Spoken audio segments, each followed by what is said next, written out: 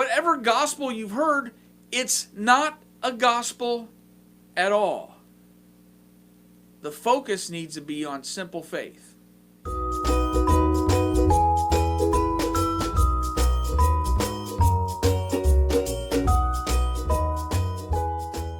Hi, welcome to our YouTube channel here at Mundelein Church of the Nazarene, and we are starting a brand new series today that we've entitled The First Book. We're going to do a study of the book of Galatians. Now this will be a little different maybe than you've done before. We're going to dig into it a little bit, not what it means to me, but what would it have meant to the first people that opened up and read it. And that's not usually an approach that most people take. And why am I calling it the first book? Matthew's the first book of the New Testament. Genesis is the first book of the Bible. We're going to keep a New Testament emphasis here. And the reason why I'm calling it the first book is the first book in the New Testament, chronologically, the first book to be written was the book of Galatians. It was probably written in 48 AD. You know that from our introduction to Galatians we did earlier. But it, as the first book, I think it has a little special significance, and we want to go through it. Here's some things to remember when we go through Galatians. First of all, it represents half of a conversation. Now, in previous generations, some of you remember having the phone at home with it was just connected to the wall by a cord, and you could only get as far away from the phone as the cord allowed you. Maybe when you went to college, you were kind of stuck with the one phone in your dorm room. And when a roommate was starting a new relationship, you heard the phone calls, and you tried to guess what was happening from the half of the conversation that you were able to hear. Oddly enough, in that day, we tried to hide our conversations from people.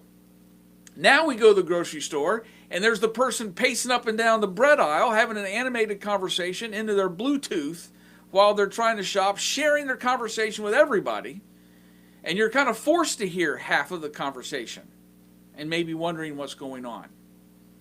So let's try to reconstruct a little bit about what's happening. This is a tense and desperate letter.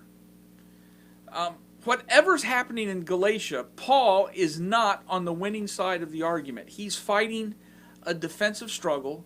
He's trying to maintain and defend what he's already established. We know that a couple different reasons. First of all, it is common in the ancient world when you write a letter, the first thing you do is you'd have a little greeting, a salutation. Then you'd have this big section of thanksgiving where you would kind of butter up the people you were writing to, say all the reasons why they were great and why you're thankful for them. And that whole section is missing in Galatians. There's no thanksgiving. Paul does start off the letter with his typical salutation. He says, grace and peace to you from God our Father and the Lord Jesus Christ. That's a typical greeting for Paul in most all of his letters. Grace, which is the unmerited, undeserved kindness that God shows us. And peace, that time of life when everything fits together. Where there's the absence of strife and the absence of loss and the absence of a lot of the things that drag us down. That's his common greeting, grace and peace. And even though he's under attack, that's the way he starts off here, even here in Galatians. Now, to start off, Paul was sent by the church in Antioch. Even though most of the believers were in Jerusalem, Paul is sent by the church in Antioch because Paul's still not trusted by the majority of Christians. And that's natural. He was the one, after all, that did persecuting about 13 years earlier. Now, we don't exactly know what Paul's message is. We could reconstruct it from his words in Galatians.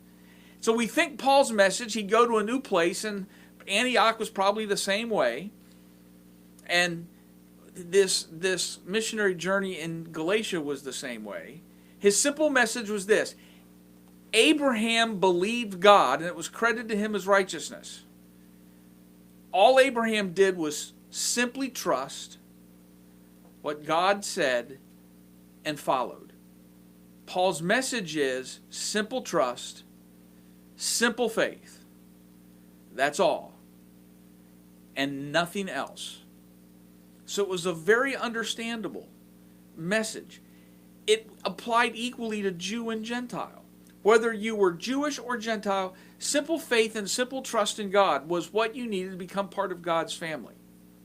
And Paul had some success, launched a church. He left it and he went on his missionary journey. And behind him there were some people, probably from the church in Jerusalem, who came and undermined Paul's message. And that is this, if we can reconstruct it. This message was, yes, faith is good, trust is good, and that's key, but you also need to do the things the law says. Men, you need to be circumcised. You need to avoid shellfish, no pork, observe all the special days. It's faith plus these things. So Paul's response was this. He says, whatever gospel you've heard, it's not a gospel at all. The focus needs to be on simple faith. And we know that Paul is losing the argument because he says, I'm astonished that you are so quickly deserting the message to which you've been called. So Paul's on the losing side. The majority of people have followed whatever message came after Paul. And while we don't know, while we think this is the exact issue, we do know that the other people who followed Paul are claiming that this is Paul's message alone. This is his thing. It came from him. There's no divine origin. He made it up. And he has nothing to back it up. So Paul is responding. If you read these first 10 verses of chapter 1,